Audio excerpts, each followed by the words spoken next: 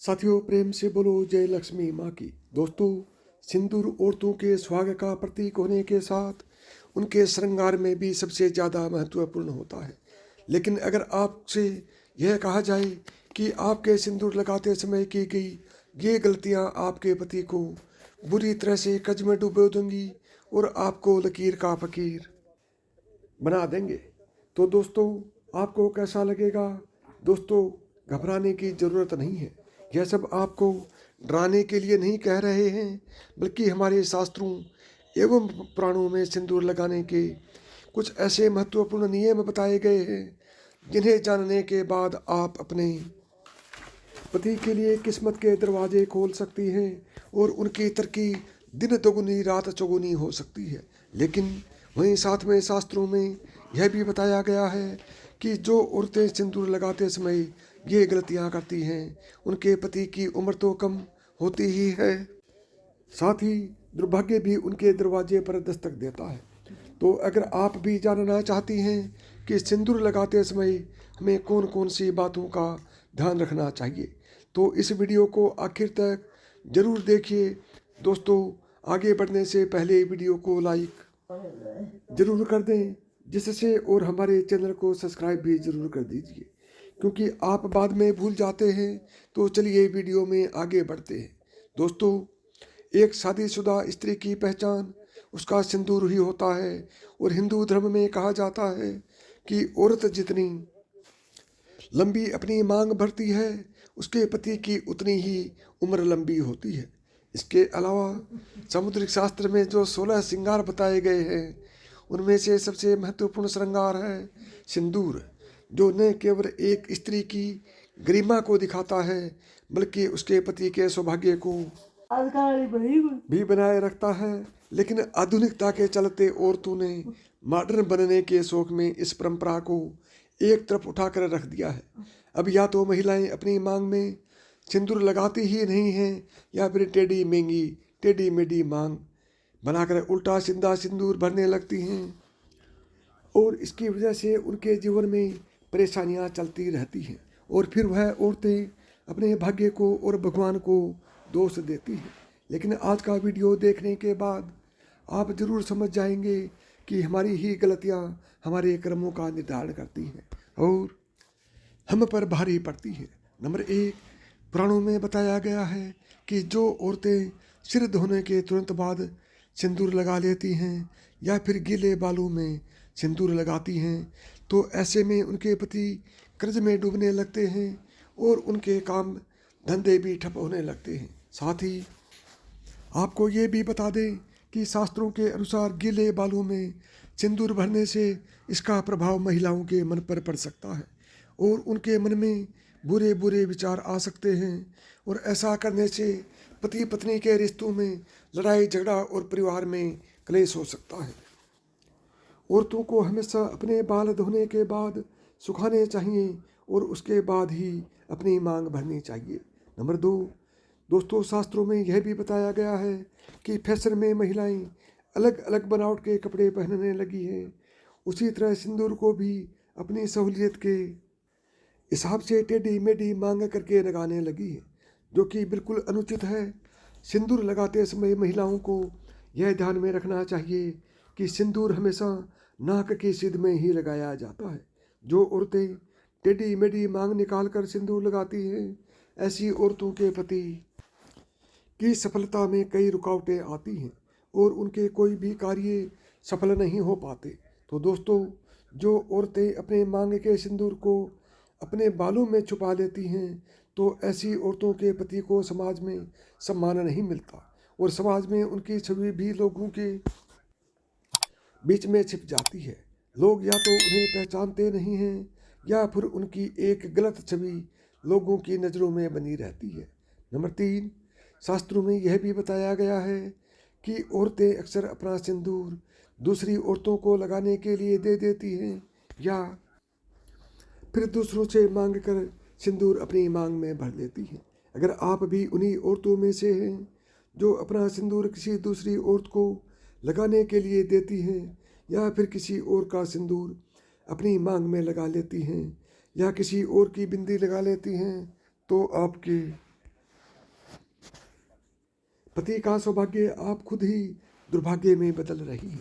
कभी भी किसी और की बिंदिया या सिंदूर मांग कर लगाने से हमारे पति के जीवन में भी वही दुख और तकलीफ आने लगती है जो उस स्त्री के जीवन में होते हैं।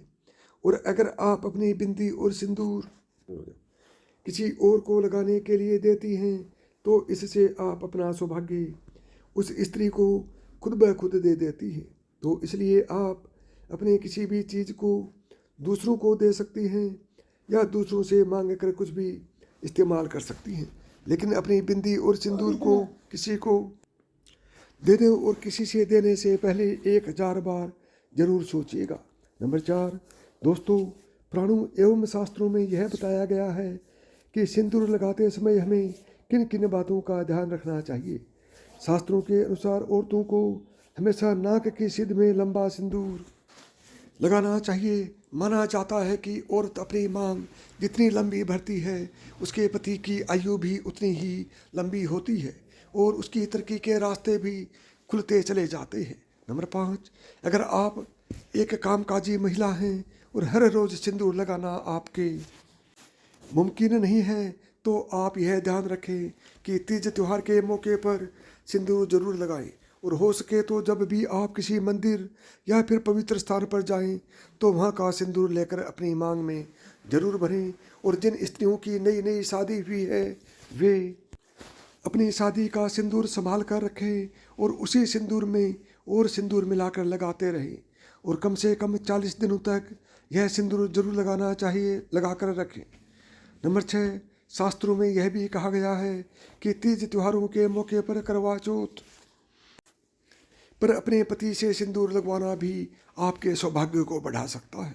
नंबर 7, महिलाओं को यह ध्यान रखना चाहिए कि सिंदूर लगाते समय अगर सिंदूर उनकी नाक पर गिर जाता है तो उनके पति की आयु बढ़ जाती है। वहीं अगर सिंदूर गलती से जमीन पर गिर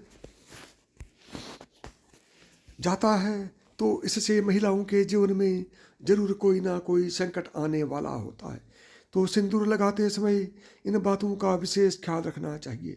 नंबर 8, हमारे हिंदू धर्म में एक कथा प्रचलित है कि वनवास के बाद जब एक बार माता सीता अपनी मांग को सिंदूर से भर रही थी तब हनुमान जी सीता माता के पास जाकर पूछते हैं कि माता आप यह क्या कर रही है। तब सीता माता ने हनुमान जी को बताया कि वह श्री राम की लंबी आयु के लिए अपनी मांग में सिंदूर भर रही है। इससे श्री राम प्रसन्न होते हैं। तब हनुमान जी ने सोचा कि अगर इतना सा सिंदूर लगाने से उनके प्रभु की आयु बढ़ सकती है तो क्यों न वह अपने पूरे शरीर पर सिंदूर लगा ले। और तभी से हनुमान जी पर सिंदूर चढ़ाने की प्रथा बन गई है। तो देखा आपने, अगर सिंदूर में इतनी शक्ति है कि वह भगवान की आयु बढ़ा सकता है तो इंसान की तो बात ही क्या है। तो दोस्तों, सिंदूर वास्तव में एक महिला के सौभाग्य से जुड़ा हुआ होता है क्योंकि हर एक इंसान के भीतर 7 चक्र होते हैं। जो महिलाएं नियमित रूप से सिंदूर लगाती हैं उनका 7वां चक्र यानी कि आज्ञा चक्र बिना किसी मेहनत के तपस्या के एक्टिवेट हो जाता है। और जब किसी व्यक्ति का आज्ञा चक्र जागृत हो जाता है तो उसे परिस्थितियां भांपने की शक्ति मिल जाती है। तभी तो महिलाओं को आगे होने वाली घटनाओं का अंदाज़ा बाकी लोगों से पहले हो जाता है। आपको बता दें कि बड़े बड़े तपस्वियों को अपनी आज्ञा चक्र को जागृत करने के लिए गहन तपस्या करनी होती है। वहीं महिलाएं अपना आज्ञा चक्र केवल अपनी मांग में सिंदूर लगाकर ही जागृत कर सकती हैं। वहीं विवाहिता के लिए तो सिंदूर न केवल उनके सौभाग्य बल्कि सुहाग का भी प्रतीक है और वह स्त्रियां अपने पति के हृदय में एक विशेष इज्जत की प्राप्त करती हैं जो अपने पति के नाम की मांग हर रोज़ भरती हैं। तो दोस्तों, औरतों को यह हमेशा ध्यान रखना चाहिए कि सिंदूर न केवल उनके पति की आयु लंबी करता है बल्कि उसकी चेतना शक्ति को भी जगा देता है। तो सिंदूर लगाना न केवल अपने पति के सौभाग्य से जुड़ा है बल्कि स्त्रियों की मानसिकता शांति से भी जुड़ा होता है। हर रोज़ सिंदूर लगाने वाली स्त्रियों का मंगल मजबूत रहता है। तो माताओं और बहनों, आप कमेंट करके ज़रूर बताएं कि आप अब से पहले हर रोज़ अपनी मांग में सिंदूर लगाती थी या नहीं लगाती थी। यदि मेरी बताई हुई बातें आपको अच्छी लगी हों तो वीडियो को लाइक करें और ज़्यादा से ज़्यादा माताओं बहनों में शेयर करें। और यदि चैनल पर पहली बार आए हैं तो चैनल को सब्सक्राइब करें, ऑल बटन को दबाएं ताकि मेरे आने वाली प्रत्येक वीडियो का नोटिफिकेशन आपको सबसे पहले मिले। तो साथियों, प्रेम से बोलो जय माँ लक्ष्मी।